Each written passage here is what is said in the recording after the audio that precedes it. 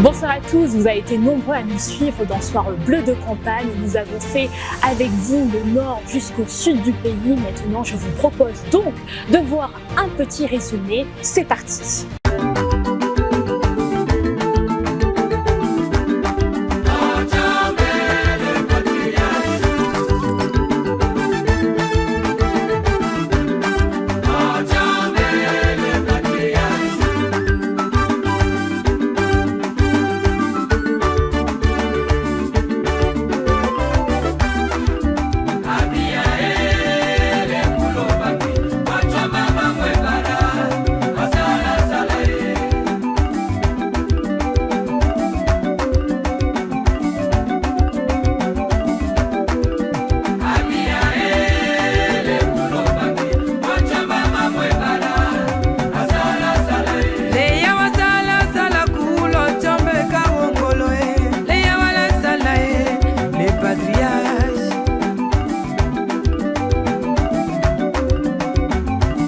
À Djambala, vous voyez cette foule-là, cette vague bleue qui est venue recevoir son candidat aux élections présidentielles 2026-2031. Regardez cette vague, cette foule immense. La vague bleue est venue soutenir le patriarche Denis Sassou Nguesso pour ces élections ici. Et le voilà, voilà comment Djambala salue le candidat.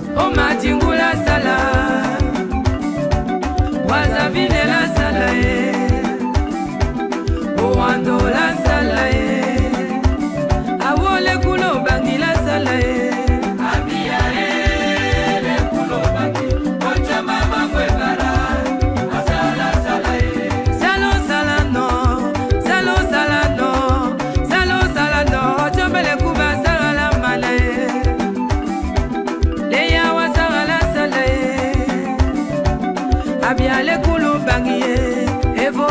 C'est enfin derrière la droite. Nous sommes donc vers la fin du scrutin pour que les Congolais puissent voter leur futur président de la République. Et quoi de mieux pour ce plateau spécial d'accueillir digne Elvis Talisson Okombi. Bonsoir. Bonsoir madame. Alors vous êtes ancien ministre, ancien député et également coordonnateur de Génération Auto-Entrepreneur, la GAE, et de la Vague Bleue, le patriarche. Nous serons donc aussi accompagnés de mon cher confrère Emery Patrice Aubary. Bonsoir. Bonsoir.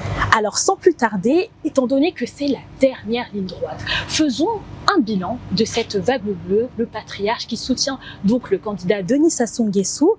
En tant que mobilisateur, coordinateur aussi de cette Vague Bleue, concrètement, quel est l'objectif politique derrière de cette présidentielle 2026?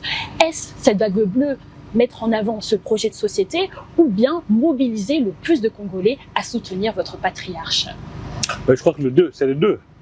D'un côté, mais premièrement, il s'agit pour nous de mobiliser le maximum de Congolais autour non seulement du candidat, mais aussi autour du projet du candidat. Du projet voilà. du candidat. Et je crois que après pratiquement 14 jours de campagne, on peut dire mission accomplie. Vous avez vu partout, sur les 15 départements, c'est le seul candidat qui a fait les 15 départements, avec des résultats, puisque vous avez vu comment les Congolais sont sortis en masse pour pouvoir crier haut et fort leur soutien à ce candidat. Voilà. Et je crois que mission accomplie pour nous. Mission accomplie. Et je crois que nous sommes contents. Maintenant, il nous reste l'acte final. C'est d'emmener les 3 millions de Congolais aujourd'hui à aller voter et voter pour notre candidat pour une victoire dès le premier tour.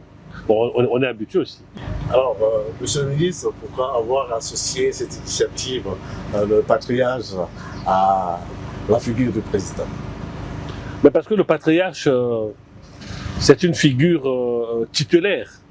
Voilà. Denis Sassou Nguesso a survolé les générations. Voilà. Aujourd'hui, de la classe politique actuelle, je pense qu'il a de moins d'amis. Voilà. Ceux de sa génération, pour la plupart, ne sont plus de la politique active. Il est resté le seul. Voilà. C'est le DRH de beaucoup de gens. Voilà. Il a formé, il a accompagné des carrières de beaucoup de cadres. Voilà.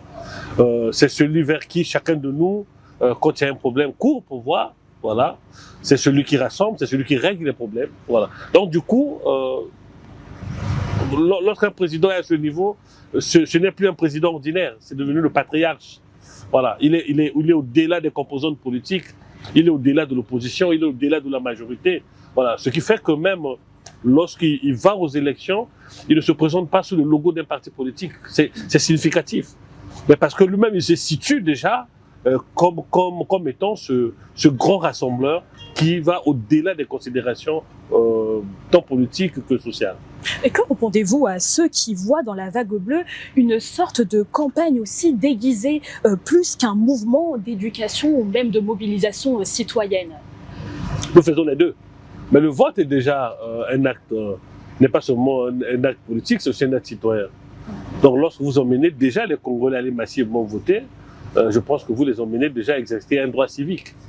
Voilà. Mais au-delà de l'action que nous menons en cette période électorale, il faut voir aussi toutes les campagnes que nous avons menées avant. Voilà. Pour pouvoir lutter contre cet autre phénomène. Voilà. Je pense que nous avons fait beaucoup de choses. Monsieur le ministre, vous êtes un mobilisateur, vous êtes un rassembleur. On a vu sur le terrain comment vous avez eu à mobiliser les populations pour la cause du patriarche. Alors, pourquoi n'avez pas voulu vous-même tenter cette expérience comme l'ont fait Destin Gavé, Dave Mafoula, Romain Manangou? Mais parce qu'une ambition se structure. Vous n'en avez pas? Non, une ambition se structure. Oui. Voilà, il faut structurer une ambition. Voilà, lorsqu'on veut être candidat à une présidentielle, il faut qu'on soit capable d'avoir un délégué dans 6000 bureaux de vote. Voilà, il faut qu'on soit capable d'avoir une logistique sur 15 départements. Voilà, il faut qu'on soit capable d'avoir une communication structurée, des hommes qui vont avec. Voilà, mais je pense que nous suivons tous la campagne. Vous constaterez avec moi que ceux qui prétendent être les adversaires de Sassou n'ont pas structuré une vision, une ambition politique. Voilà, donc aujourd'hui, je pense qu'on n'est pas pressé, il faut être prêt. Voilà, aujourd'hui, nous avons un candidat qui pour nous c'est le meilleur des candidats. Et pourquoi voulez-vous que tout le monde se présente à la présidentielle si nous nous accordons pour avoir que nous avons un meilleur candidat qui est Denis Sassou Nguesso? Monsieur le ministre, on a vu la vague bleue se déferler sur tout le territoire national, hein, partout là où est passé le candidat Denis Sassou Nguesso. La vague bleue a été présente. Alors, quelle est la preuve-value que la vague bleue apporte à la candidature de Denis Sassou Nguesso pour ce scrutin de 2026? La structuration d'abord dans l'organisation.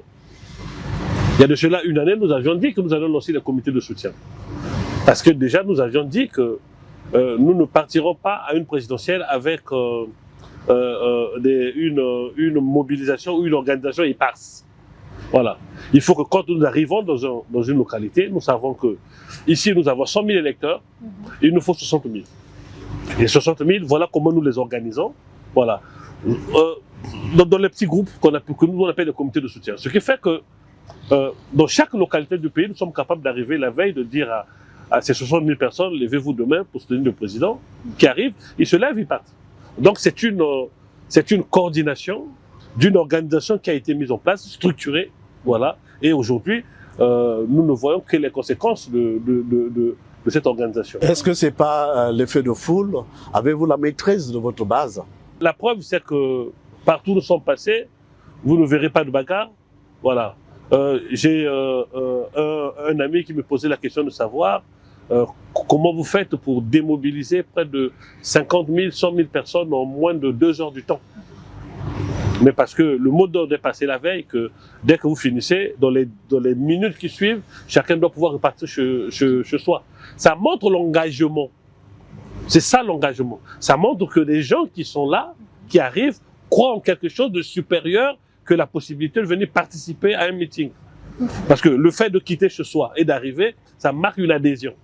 Voilà. Mais le fait de quitter le lieu de la manifestation et que chacun repart dans sa ruelle, dans son quartier, dans son village, ça montre que les gens ont compris pourquoi ils étaient au meeting et pourquoi ils devaient repartir chez soi sans qu'il y ait de problème, sans qu'il y ait de casse, sans qu'il y ait de... Voilà. Comment vous faites pour que les personnes ici présentes, lorsqu'elles assistent à ces meetings, puissent saisir concrètement le projet de société du candidat Denis Sassou Nguesso, étant donné que on n'a pas forcément vu des prospectus, on a beaucoup plus vu des casquettes, des goodies, mais pas forcément le projet de société en lui-même. On sait qu'il circule sur beaucoup plus de PDF ou bien même en magazine. On a eu l'occasion même dans notre émission pendant le de meeting, le présenter. le projet de société n'est pas expliqué.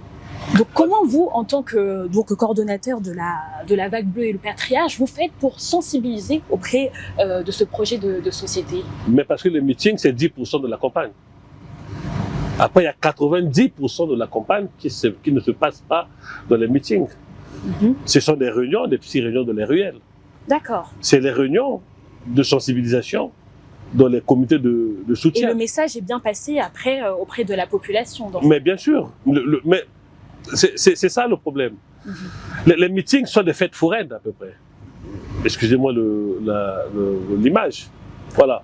Lorsqu'on vient dans un meeting et que vous avez, je prends un cas comme ça, 200 000, 300 000 personnes, ce n'est pas pour qu'on aille dans le détail du projet. Voilà, ça c'est sous comme des fêtes foraines où on arrive, on essaie de faire passer 2 ou 3 messages, les éléments de langage. Mais le vrai travail de fond se fait dans les quartiers, se fait de porte à porte, se fait dans les ruelles, se fait dans les comités de soutien. Voilà, ça c'est le rôle en ce moment-là des responsables des comités de soutien qui font ce travail-là maintenant au quotidien. Le candidat passe, mais il passe une journée par localité. Mais les 13 jours, aujourd'hui, il est question que un travail de déploiement se fasse sur le terrain pour attirer l'attention des jeunes sur le projet, voilà, sur l'avenir et sur ce que le président ou le candidat va faire une fois qu'il sera élu à la magistrature suprême. Monsieur le ministre, je l'ai dit tantôt, on a vu la Vague Bleue dans différents départements ou dans différents lieux où le candidat président est passé, mais on n'a pas vu la Vague Bleue à Owando ni à Gaboma. Qu'est-ce qui s'est passé? En toute transparence. Mais à Owando, c'est parce que nous avions le stade de Boué. Alors, ces 2 localités avaient quelque chose de particulier, c'est que pour le cas d'Owando, nous avions la possibilité de faire le stade de Boué le même jour. Vous vous souviendrez que dès que la campagne a commencé, nous avons commencé avec le candidat un peu partout. Le Brazzaville, c'est la ville capitale, c'est le plus grand corps électoral. Mais nous n'avions pas lancé au plan officiel la campagne à Brazzaville. Donc il fallait faire le stade de Boué. Owando, c'est une grande localité, mais pour nous, ça n'avait pas assez d'enjeux. Voilà.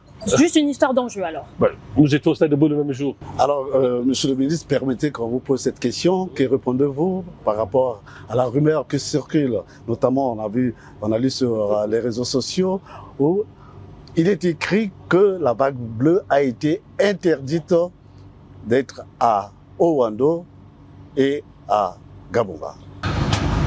Monsieur Bargué, je pense qu'on se connaît dans ce pays. Voilà. Si Dean Elvis Salso Kombi avait décidé d'aller à Gamboma ou à Owando, personne ne nous aurait dit de ne pas aller. C'est faux.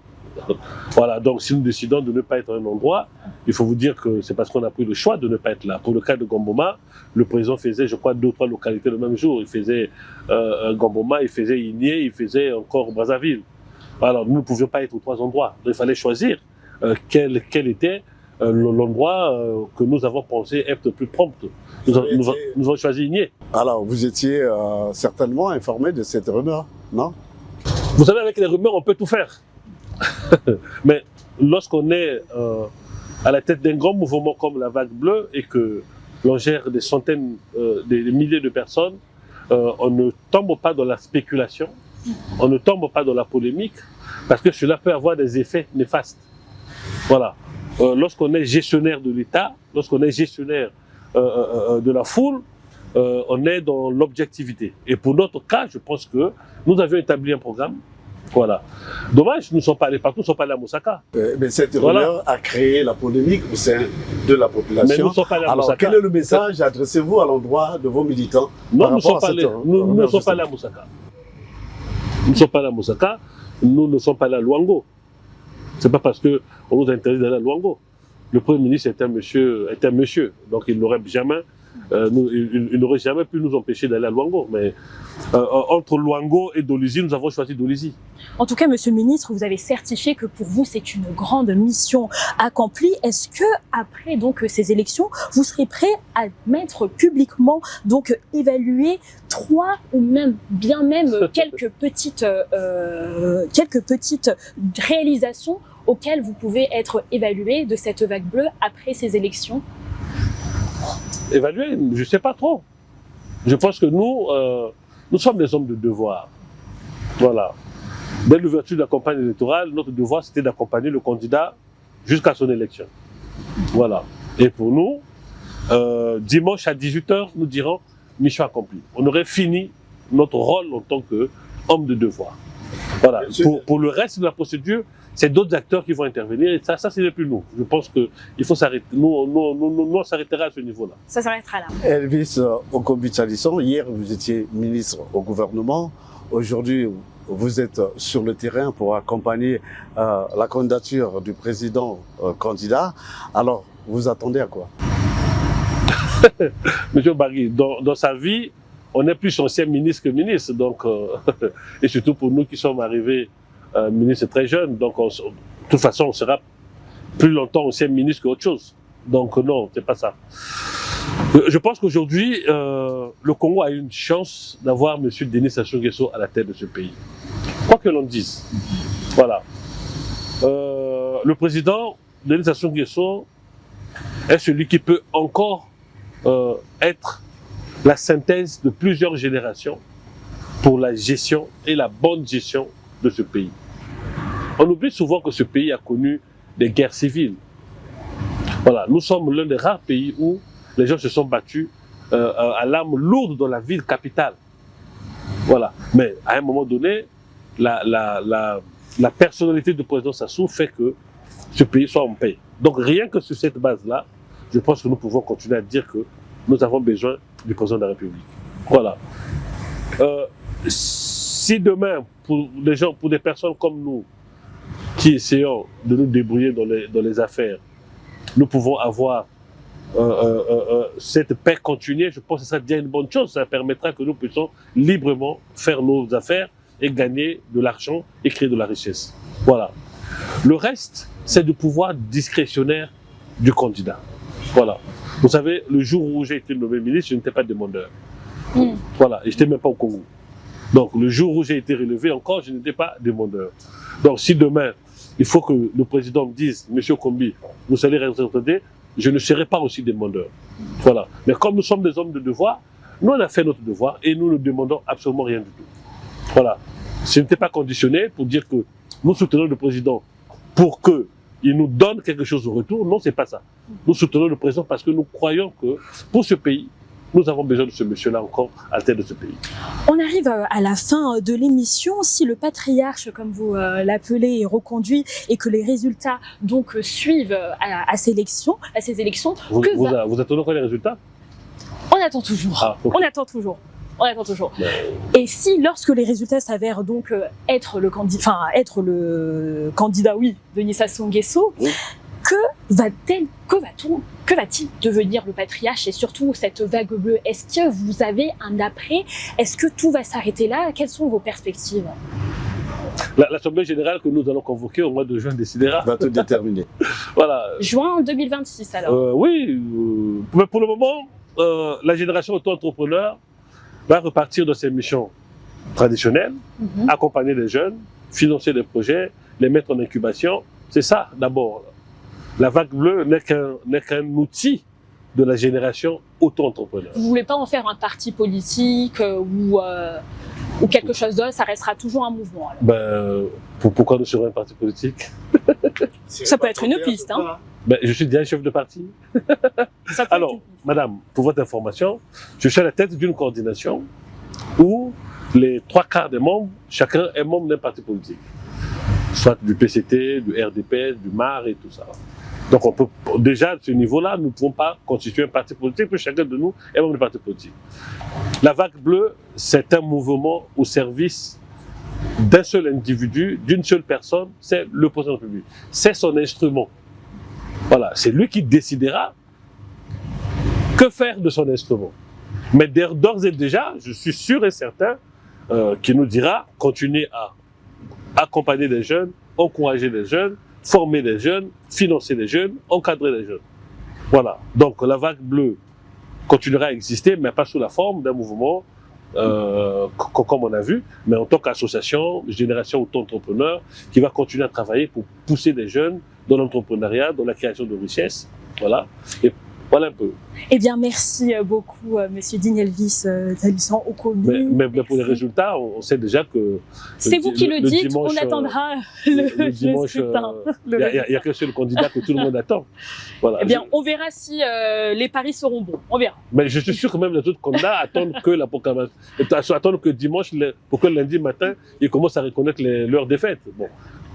On n'a pas de C'est problème. votre avis. Comme quelqu'un dit, que j'ai comme l'impression que même les autres candidats iront voter dimanche pour le candidat. Mais évidemment, mais nous sommes tous sous le patriarche, donc il n'y a pas de problème. En tout cas, merci. C'était donc la dernière ligne droite de Soir Bleu en campagne. Restez connectés pour ce scrutin très, très, très attendu et surtout historique.